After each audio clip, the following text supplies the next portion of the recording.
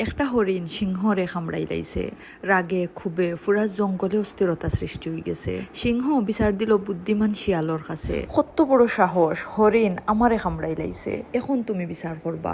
শিয়াল বিচার ডাকলো। আচ্ছা, তার আগে আমি ব্লগটা শুরু করে দেই। গতকালকে শনিবার মানসার ইংলিশ এক্সামর বাইবা আছে। গতদিনও মানসার মর্নিং শিফটে এক্সাম আছিল। আমি ঠিক টাইম মতো তানরে লইয়া বার হয়ে গেছি। কয়েকদিনের টানা বৃষ্টির কারণে রাস্তার অবস্থা খুব বেশি খারাপ হয়ে গেছে। তাই কত কষ্ট করে ফাইনাল এক্সাম দিছেন, তানরে তো ট্রিট না দিলেই তো নাই। লইয়া আইলাম তানোর খুবই পছন্দের একটা জায়গা, হানিন ফুচকা এন্ড মিনি চাইনিজ রেস্টুরেন্টও। তো হানিনও আইয়া কিতা কিতা খাইলাম এবং কতটুকু বিরাজ করলাম, সেই সাথে সিংহ এবং হরিণের গল্প পুরাটা শুনতে হইলে অবশ্যই ভিডিও শেষ পর্যন্ত আমার সাথে থাকা লাগবো। আসসালামু আলাইকুম, হ্যালো এভরিওয়ান, কিতা অবস্থা সবর? আশা করি ভালো আছেন, আমি আল্লাহর রহমতে ভালো আছি। প্রথমে সুপ্রিয় ওয়েলকাম জানাই আর আমার পেজ এবং নতুন একটা ডেইলি ব্লগও। যে যেখান থেকে আমার আজকের এই ব্লগটা দেখা শুরু করছেন সবরে অসংখ্য ধন্যবাদ। আর আমার পেজও নতুন হইয়া থাকলে অবশ্যই আমার ব্লগিং পেজ সাবরিনাস লাইফস্টাইল পেজও একটা ফলো দিয়ে রাখবা নতুন নতুন ব্লগ দেখার লাগে। আর যারা ব্লগটা ইউটিউব থেকে দেখরা এখনো চ্যানেলটা সাবস্ক্রাইব করছেন না, তারা অবশ্যই ইউটিউব চ্যানেলটা সাবস্ক্রাইব করে দিবা। গতদিনের ওয়েদারটা আলহামদুলিল্লাহ ভালো আছে। খুব পুরে হয়তো বৃষ্টি দিছে কারণ রাস্তা মোটামুটি তখনও ভিজা আছে। আজকে মানুষের ইংলিশ এক্সামর বাইবা আছিল।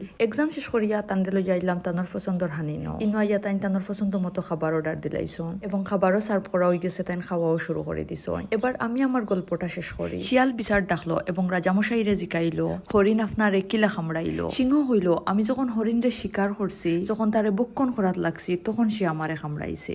শিয়াল রায় দিল, ঠিকই তো, কাজটা একবারেও ঠিক হইছে না, খামড় দেওয়ার বদলে অন্য কিছু করতে পারতো। সিংহ মশাই, আপনি হইলা বনর রাজা, আপনি কিতা হরিণের মতো ঘাস খাইবানি? হরিণ রেই তো খাইবা। রায় হইল, হরিণ অপরাধী আর বিচারও সিংহ রইল বিজয়।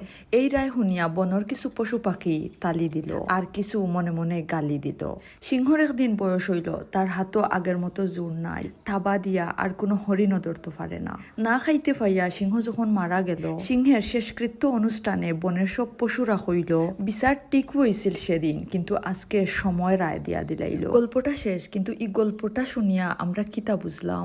এক নাম্বার হইল, যার শক্তি বেশ, ক্ষমতা বেশ, সে অন্যায় হইলেও সবে তার উপক্ষ নিব এবং রায়টা তার পক্ষেও থাকবো। পক্ষান্তরে যে একটু তুলনামূলকভাবে দুর্বল, যার ক্ষমতা কম, কোনো সময়ও কেউ তার পক্ষ নিত নাই। পক্ষ নেওয়া তো দূরে থাক, কেউ সঠিক বিচারটাও করতো নাই। আমরা কেউ চিন্তাও করি না যে আজকের এই শক্তি ক্ষমতা সারা জীবন থাকতো নাই।